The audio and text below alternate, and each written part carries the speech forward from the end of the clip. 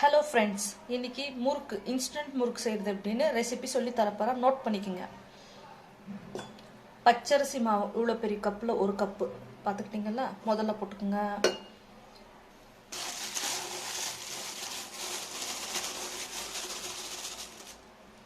அதே கப்பில் full cup கடல மாவு போட்டுக்கோங்க. அதுக்கப்புறம் என்ன பண்ணுறீங்க, குட்டி ஜார் இருங்க, அதே ஃபுல் கப்பில் கடல பவுட்ரு பண்ணிக்கோங்க. கடல பவுட்ரு இப்படி போட்டுக்கோங்க. மூணுத்தையும் போட்டு மிக்ஸ் பண்ணுங்க. போட்டாச்சுல, அந்த மாவுக்கு தேவையான அளவுக்கு சால்ட் இவ்வளோ போட்டுக்கோங்க. அதுக்கப்புறம் ஒரு ஸ்பூன் சீரகம் க்ரஷ் பண்ணுங்க. இந்த மாதிரி கையிலே போதும், நசுக்கிங்க போட்டுருங்க. ஒரு ஸ்பூன் ஓமம் போடுங்க.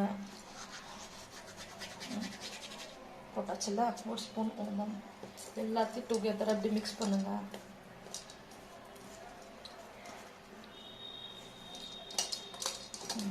இப்படி ஒன்று சேர்ற மாதிரி மிக்ஸ் பண்ணுங்க. உப்பு எல்லா பக்கமும் மிக்ஸ் ஆகணும்ல.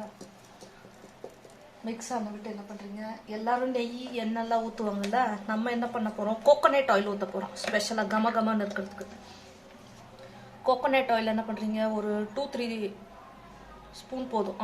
ஊற்றியாச்சு. கோகோனட் ஆயில் ஊற்றிட்டு மிக்ஸ் பண்ணுங்க. எல்லாம் ஒன்று சேர்ற மாதிரி ஆயில் ஊற்றிட்டு இப்படி இப்படி மிக்ஸ் பண்ணுங்க.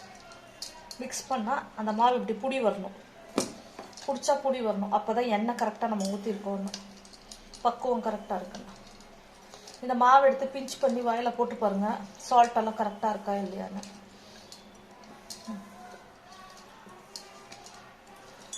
ஓகே,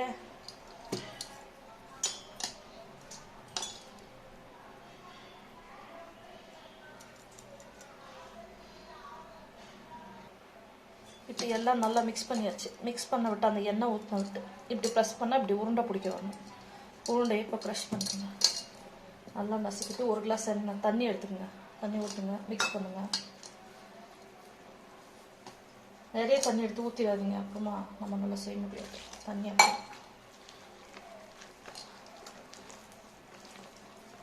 கடலையும் கடல மாவும் போட்டிருக்கோம்ல, அரிசி மாவு கொஞ்சம் டைட்டாக தான் பிடிக்கும்.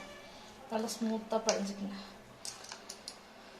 பெரிய பக்குவம் இந்த மாதிரி இருக்கணும். தண்ணி பத்தலை, நான் பிடிச்சிட்டு வரேன்.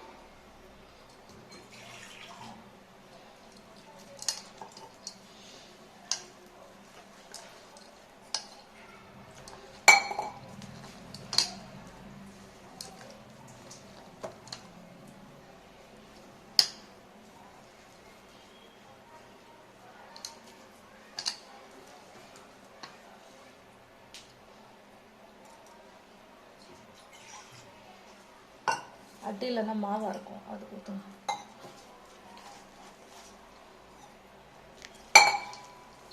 அவ்வளோதான், மிக்சிங் முடிஞ்சுது. இப்போ ஒரு பேன் வச்சு எண்ணெய் வைக்க வேண்டியதா. இப்படி பாருங்க, இந்த பக்குவத்தை சொல்லித்தரேன். இப்படி பிடிச்சா இப்படி உலக்கக்குள்ளே போட்டால் இப்படி போகணும். சாஃப்டாக இருக்கா, இதுதான் அந்த பக்குவம். மாவு ரெடி. இதெல்லாம் ஒன்றும் ஊரெல்லாம் விட தேவையில்லை. இன்ஸ்டன்ட் முறுக்கு தானே, இந்த மாதிரி இருக்கணும் மாவு. ஓகே, இப்போது ஒரு பேன் வச்சுக்கோங்க. பேன் ஹீட் ஆனதும் ஆயில் ஊற்றுங்க.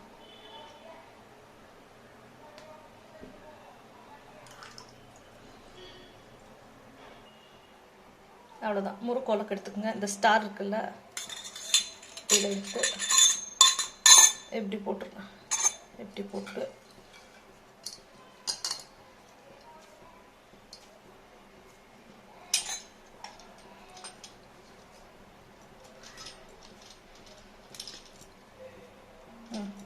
அவ்வளோதான் போட்டு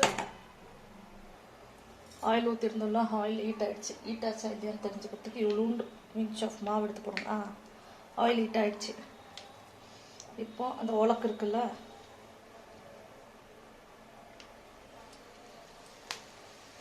நம்ம முறுக்குன்னா இந்த மாதிரி இன்ஸ்டன்ட் முறுக்கு, நெய் முறுக்கு மாதிரி வரும்ல, அந்த மாதிரி தான் போடுங்க.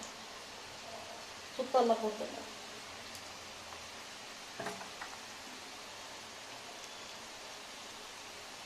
அவ்வளோதான். ஹீட் ஆகும், ஸ்லோ பண்ணிட்டு போகணும்.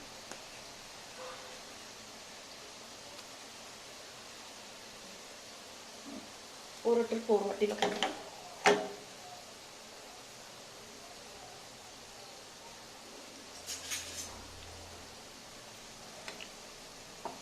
வேக விடுங்க.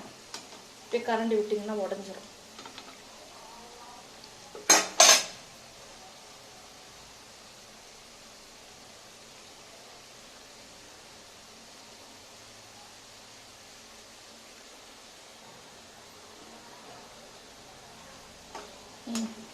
தெரியுதா?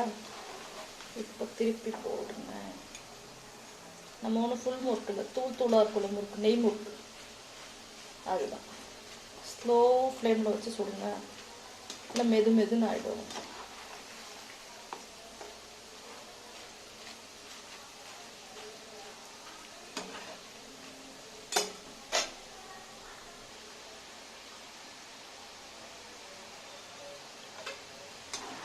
பாருங்க, வெந்துச்சா இல்லை? இன்னும் கொஞ்சம் பபுள் அடங்கணும், அப்போ தான் வெந்துக்குங்கதா. இன்னும் கொஞ்ச நேரம்.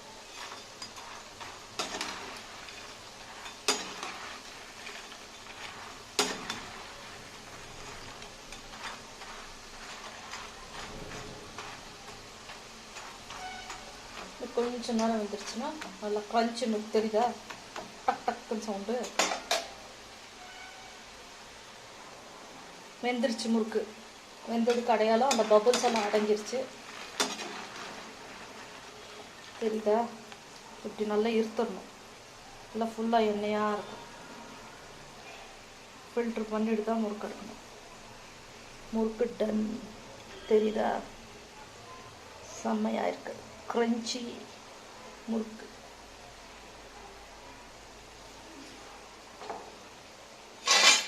சவுண்டை பார்த்தீங்களா? க்ரன்ச்சினஸ்ஸை அந்த மாதிரி தான்.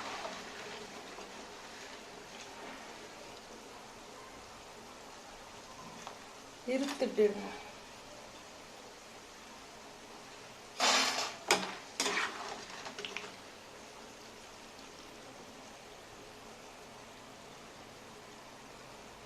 எல்லாம் இப்படி வச்சுக்கணும்.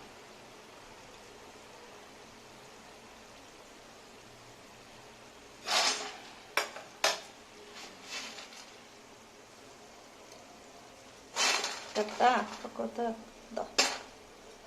க்ரன்ச்.